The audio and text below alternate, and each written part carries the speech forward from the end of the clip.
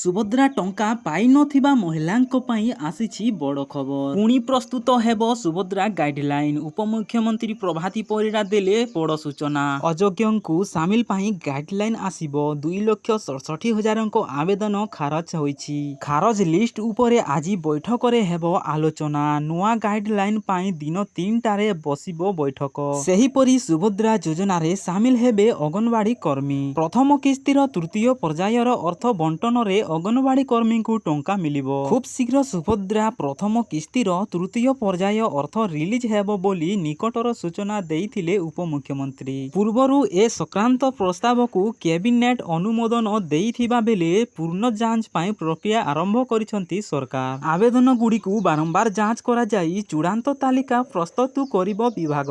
एथिपाई 1 तारिख रु नियुक्त हेबो नोडल एजेंसी। जेपरि कोनोसी भी योग्य हिताधिकारी सुभद्रा योजनारू बाद न पड़े से विभाग सजाग थिबा कहिसंती उपमुख्यमंत्री प्रभाती परिडा। वर्तमान सुधा सुभद्रा पाई आवेदन कलेनी 1,07,00,000 महिला। प्रथम पर्याय रे 25 लाख हिताधिकारी अकाउंट को टंका जाइथिबा बेले द्वितीय पर्याय रे 35 लाख महिला पाइथिले किस्ती अर्थ। वर्तमान सूचना अनुसार सुभद्रा योजना विषय एतिकी जानिबा प्लीज मो चैनल रे न आछो तो चैनल को सब्सक्राइब कर दियो एंड वीडियो को लाइक शेयर कर दियो।